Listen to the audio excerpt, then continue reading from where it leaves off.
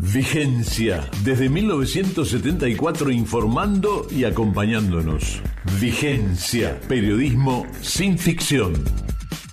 Estamos comunicados con Pablo Rojas, que es exdirector de la Agencia Nacional de Seguridad Vial, director del Observatorio de la Agencia Nacional y actual fundador del Grupo Ciro, a quien primero vamos a saludar y le vamos a preguntar qué características tiene el grupo. ¿Qué tal, Pablo? Muy buenas tardes, bienvenido, ¿cómo estás?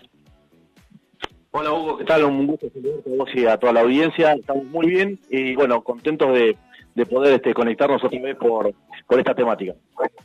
Del mismo modo, Pablo, bueno, contanos un poco para comenzar la charla, ¿en qué consiste, qué es el Grupo Ciro?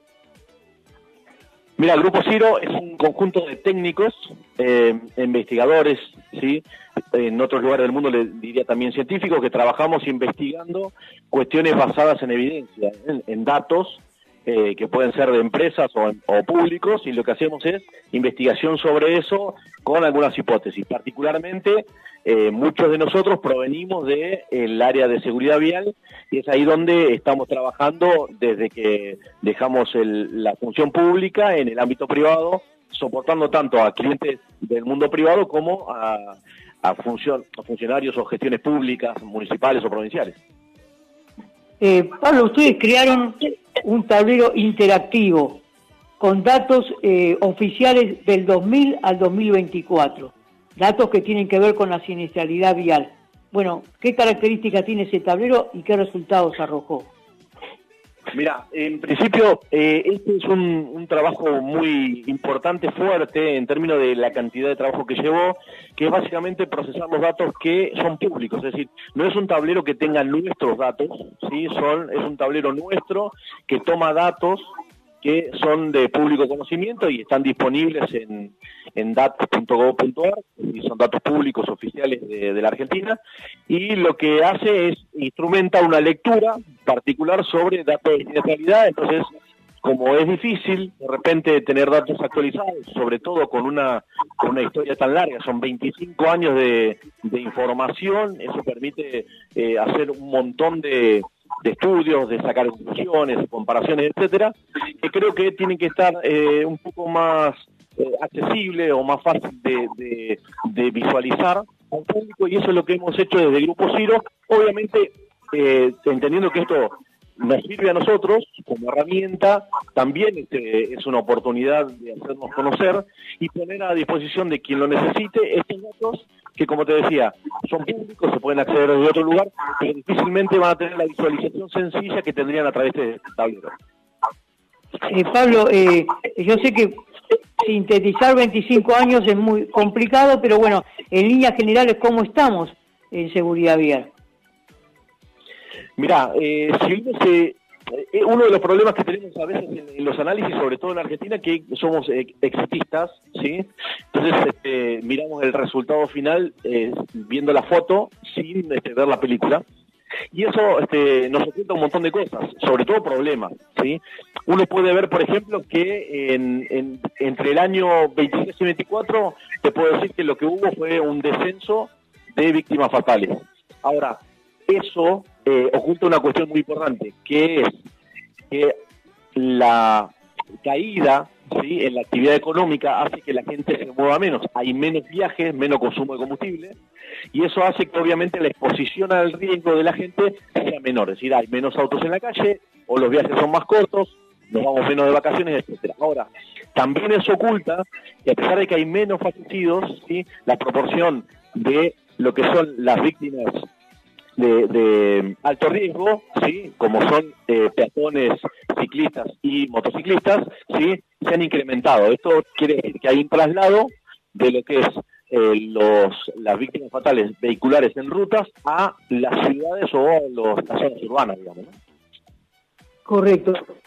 Bueno, he sabido que en los últimos años se están incorporando nuevos actores a la vía pública, lo que se conoce como movilidad sostenible, sustentable, y es un desafío, ¿no?, para que todos convivan en forma lo más armónico posible, ¿no?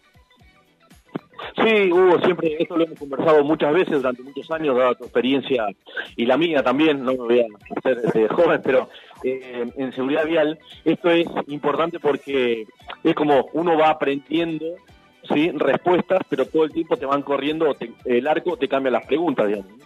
Es decir, a la agenda que había, por decirte, en el año 2000, ¿sí? Le empezaban a agregar cosas, y entre esas, lo que vos decís, la complejidad de nuevos mecanismos de movilidad, ¿sí?, y nuevas lógicas de movilizarse de las personas, de nosotros, y eso genera un desafío constante, sobre todo, como bien decís vos, en zonas urbanas, donde además se tiene la concepción de sentido común, poco común por cierto, que no pasa nada, digamos, ¿no? Como si en zona urbana hubiese menos riesgo que en zonas de rutas o en tráfico de transporte de viajes largos, ¿no? La sensación que tenemos, por lo menos los quienes trabajamos en este tema, es que se están produciendo mayor cantidad de incidentes viales, más graves, y además también muchos casos de violencia. ¿Ustedes notan lo mismo? Sí, bueno, hay dos cuestiones en ese sentido. Como te decía, nos están corriendo el arco también en eso. Vos tenés, además de otros actores nuevos, ¿sí?, tenés vehículos con un mayor desarrollo de velocidad, obviamente aclarando que Argentina tiene un parque automotor que tiene 12 años de promedio de antigüedad, digamos, ¿no? Es un país que tiene pocos vehículos de baja, ¿sí?, y solamente incorpora autos nuevos, que tienen, por supuesto, mayor desarrollo de velocidad, pero también tiene prestaciones de seguridad superiores a las que conocíamos antes. Entonces, ¿qué tenemos con eso? Es que tenemos un escenario complejo, más actores, hay una cierta retracción, como decíamos, de la movilidad por el tema económico, que no es el mejor momento, y lo que sí, eso agrega algunas cuestiones como es la velocidad y el consumo de alcohol y sustancias psicoactivas, que no ha dejado de aumentar en los últimos años. Claro, ahora, ¿hay desconocimiento o falta de voluntad para cumplir con las leyes? Mira, hay dos cosas que se mezclan. La primera tiene que ver con una agenda antigua, ¿sí? Es decir, Argentina nunca ha tenido un proceso de educación y transformación cultural respecto de eso, al menos no continuo. Sí, ha sido discontinuado, ha sido parcializado, ha sido en algún lugar se avanzó mucho, en otros se avanzó demasiado poco, y a esto se le agrega ahora una época en la cual existe una tendencia anárquica mayor, considerando a la individualidad como una expresión máxima del ser humano. Entonces, la reducción del otro de repente a algo molesto, o algo que incomoda, o algo que va en contra de mis intereses, está haciendo que la cosa se ponga mucho más compleja. Es decir, hay desconocimiento, como bien decís vos, y también hay un desapego a la norma cada vez más profundo. Siempre se dice que la solución pasaría por el control, educación y sanción. Parecería ser que, no sé si es el mismo camino a futuro para tratar de modificar esta situación, que es realmente preocupante y que, según también algunas estadísticas, hablan del 1,6% del Producto Bruto destinado a consecuencias de incidentes viales, ¿no? Si uno lo quiere analizar del lado económico, sino del lado de pérdida de vidas, bueno, más de 5.000. Depende de las estadísticas, ¿no? Sí, efectivamente. Eso es una cosa que también, de repente, el hecho de nosotros haber pasado de la función pública al ámbito de lo privado, nos impactó muchísimo, porque a pesar de lo que uno cree, las empresas cada vez son más conscientes de lo que implica. Es decir, el impacto económico va asociado al impacto humano. Vos hablás con empresarios que te dicen, mirá, el problema que yo tengo es que de repente mis empleados no tienen siniestralidad o no han sufrido ningún tipo de hecho vial en los últimos años, pero sí algún familiar directo. ¿Y sabés lo que me pasa con esa persona? Es que viene a trabajar, pero su productividad es muy baja, entonces de alguna manera me afecta directamente, y es increíble cómo las empresas nos están llamando a nosotros para trabajar en capacitaciones o entrenamientos, ya no solo a sus empleados, sino hacer lo que se llaman jornadas familiares de trabajo, ¿sí?, intentando modificar la forma en la que se movilizan yendo hacia lo más seguro. Es un enfoque que, sinceramente, desde lo público a veces no se tiene, ¿no? Y que nosotros descubrimos. En ese sentido, esta idea de también, pongámosle cuánto nos cuesta a los argentinos, pasa a ser importante, porque también los países avanzados se dieron cuenta de eso, el impacto es tremendo, no solamente en el sistema de salud, sino también en la productividad general de un país, digamos. Dos últimas consultas, Pablo. Una tiene que ver qué te dejó tu paso o qué experiencia te aportó al día de hoy tu paso por la administración pública y además también, evidentemente, la situación en las grandes urbes como Buenos Aires, Córdoba, Rosario es una, y en el resto del país es totalmente distinta, ¿no? Ahí son panoramas muy diferentes que tal vez necesitan otro enfoque, diferentes enfoques. Sí, lo primero es contarte qué me dejó la experiencia en la administración pública. Primero, que todo es mucho más complicado de lo que parece desde afuera, en términos de proceso. Somos un país federal que además, en lo que tenemos casi 5.000 municipios en el país, donde el jefe municipal, el intendente, tiene una potestad sobre el tránsito y la seguridad vial que es inaudito, es una potestad reservada constitucionalmente que tienen los municipios, pero eso hace que tengas 5.000 realidades potencialmente diferentes. No digo que sean diferentes, pero el mínimo cambio en todas hace que los escenarios sean distintos y eso dificulta bastante la cuestión. Lo que decías vos recién también, es increíble que uno piensa a veces en dimensiones. Bueno, si tenemos una localidad que tiene las mismas características productivas, sociales y culturales que otra, es decir, incluso dentro de la misma provincia, cuando la mirás en detalle, y esto desde el punto de vista científico, trabajando sobre evidencia, podés ver que no se asemejan en nada. Es decir, los horarios, uno dice, bueno, si la escuela empieza a las 8, el banco a las 10, etcétera, el régimen o la costumbre o la forma en la que la gente se mueve debería ser similar. Sin embargo, son realidades absolutamente distintas que tienen que ver con muchísimos factores que van cambiando. Y por último, a esto que decías respecto de las ciudades. En las ciudades grandes, para colmo, una de las cuestiones más graves, y esto lo hemos hablado mucho, Hugo, y gracias al rol de los periodistas de tránsito, este tema no deja de estar en la mesa de los argentinos, que es una cuestión importantísima, ¿sí? Es que en las ciudades grandes el problema de la inseguridad vial se invisibiliza. Digo, hemos normalizado que todos los días ocurre algo, cuando en realidad lo que menos deberíamos hacer es normalizarlo, ¿no? Debería ser una excepcionalidad. De hecho, cuando ocurre un siniestro vial, hemos fallado desde todo punto de vista, digamos, ¿no? Es decir, ¿cómo es que algo que podríamos ponernos de acuerdo y evitarlo, sí, ocurre? Bueno, lo hemos normalizado. Es decir, bueno, es el accidente de todos los días, cuando en realidad eso no debería ser de ninguna manera así, ¿no? Deberíamos no aceptarlo, deberíamos hacer algo en pos de que no ocurriera. Ahora sí, la última. Recién comentabas que hay 5.000 municipios aproximadamente en todo el país donde cada uno puede aplicar normas relacionadas con el tránsito por esa autonomía que tiene a ser un país federal. ¿Habría que unificar la ley de tránsito para evitar estas situaciones y que no pase que, por ejemplo, uno sale de la provincia de Buenos Aires, sale de Entre Ríos, piden una cosa, en Córdoba otra y así sucesivamente, ¿no? Sí, mira, en mi experiencia desde la Administración Pública Nacional hay una cuestión, tenemos una ley nacional que es el paraguas y sobre esa ley nacional las provincias adhieren, algunas con reservas, ¿sí? Es decir, que aceptan una parte pero otra parte se la guardan, pero después lo que ocurre es que hay microdefiniciones, ¿no? Esto que decías vos, y voy a dar un ejemplo muy crítico en ese sentido. Vos tenías antes, en algunos municipios, en la provincia de Buenos Aires, hasta que adhirió a la ley de alcohol cero, vos tenías un municipio que estaba al lado de otro, en uno tenías alcohol cero, en el otro 0,5, en el otro 0, en el otro 0,5, es decir, haciendo un viaje, ¿sí? Probablemente cruzaras diferentes normas, pero en un viaje que no era de más de 70 kilómetros, digamos, ¿no? Y eso es algo perjudicial, no solamente para los usuarios, sino para la norma misma, porque se desvirtúa, digamos, se deslegitima. Es decir, se vuelve un absurdo y eso es algo que deberíamos proteger. La norma tiene que ser algo sagrado, por lo menos para darle legitimidad y consenso.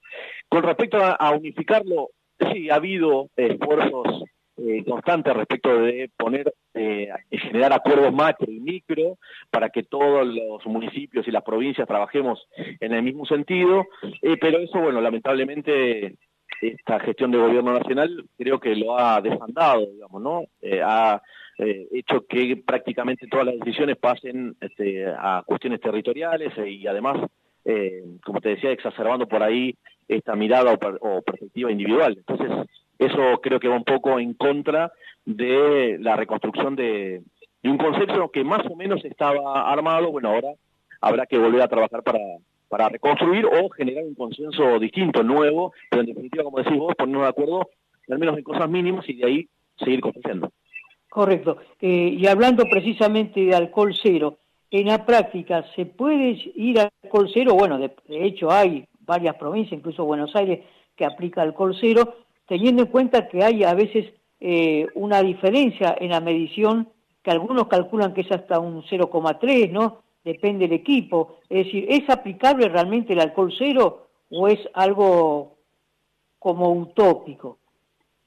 Mirá, yo en eso tengo un problema particular con el alcohol cero, más allá de que lo defiendo en tanto y en cuanto como un mecanismo de eliminación de duda o por lo menos de especulación. Sí, alcohol cero es cero. Sí, eso implicaría que ninguna persona debería tomar nada, ni un vasito, ni medio, ni una gota. Alcohol cero es una definición simple de cero. ¿Qué ocurre con eso? Que, como vos decís, hay algunos factores que complican eso en la norma. No es algo que deslegitime la norma. Ahora, lo que sí creo que la deslegitima, y es ahí donde yo me pongo un poco, digamos, áspero con respecto al alcohol cero, es que si vos tenés alcohol cero, ¿sí? Los controles deberían multiplicarse por 10. Es decir, si vos antes con alcohol 0,5 tenías 100 controles, ¿sí? Con alcohol cero tenés que tener 10.000, digamos, ¿no?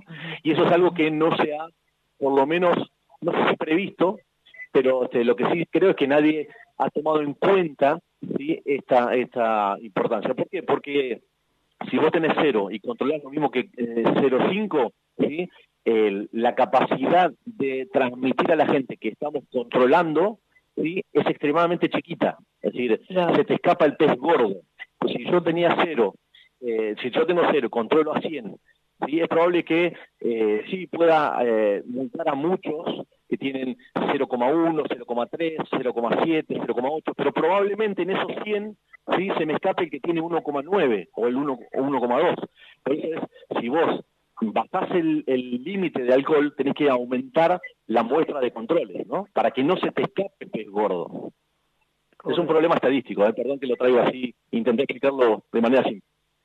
No, está totalmente claro, se entiende. Pablo, bueno, agradecerte esta charla.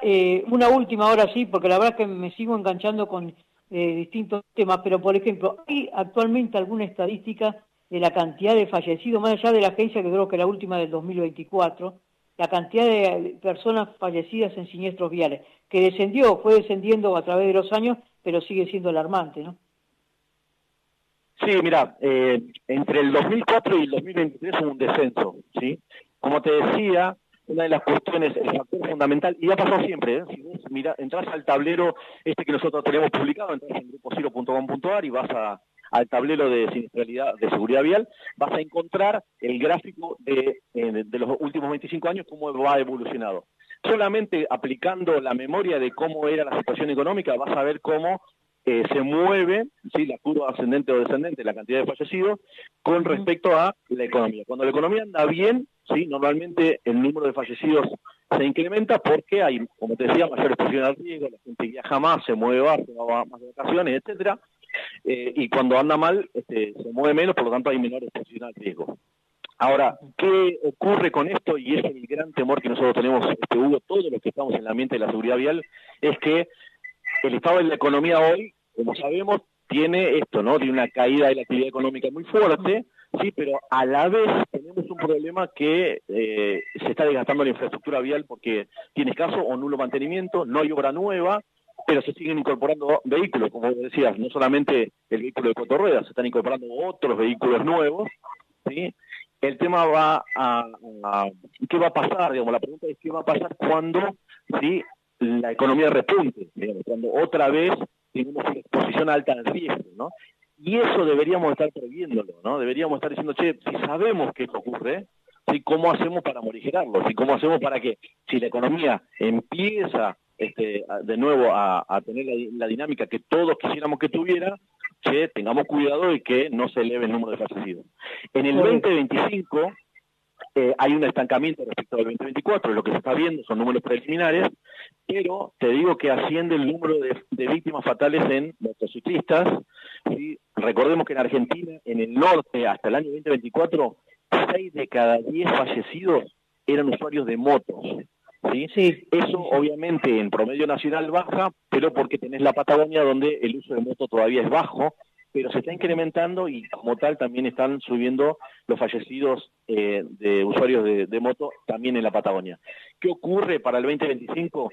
Que ese número, ese promedio de fallecidos en vehículos de 2 ruedas está aumentando muchísimo y tiene que ver esto con las nuevas prestaciones, los nuevos oficios, los nuevos trabajos, ¿sí? Que no tienen nada que ver solamente cómo se comportan los que utilizan motos, sino también cómo nos comportamos todos respecto de la convivencia entre otros vehículos. Pero digo, la idea o la explosión del delivery no es gratuita, ¿sí? Por eso te decía yo que hay una relación directa entre la exposición al riesgo, es decir, la movilidad que produce la economía, con la cantidad de fallecidos. A mayor número de delivery, de gente trabajando en bicicleta, en moto, en monopatín, haciendo distribución, esa gente que tiene un nivel de precariedad en términos de seguridad tan alto, tiene una exposición a riesgo tremenda. Es decir, solamente puedo decirte que eso lo que me asusta es que ese número, esa población, incremente el número de fallecidos, digamos, ¿no? Ni hablar de los lesionados. Pero bueno, como te decía, estamos en un momento en el que la retracción todavía no nos hace ver, o no nos permite ver, que el número de fallecidos crezca, ¿sí? Voluminosamente. Por eso te decía que es mejor prevenir. Prefiero equivocarme, abrir el paraguas ahora y hacer cosas en consecuencia y no lo contrario, ¿no? Perfecto. Pablo Rojas es director del Observatorio de la Agencia Nacional de Seguridad Vial y fundador del Grupo Ciro. Gracias, Pablo, por esta charla, por la claridad, y seguramente nos comunicaremos en un futuro porque tenemos más temas para conversar. Gracias. Por favor, Hugo, gracias a vos, a tu equipo y a tu audiencia. Un abrazo enorme, como siempre. Gracias. Un fuerte abrazo.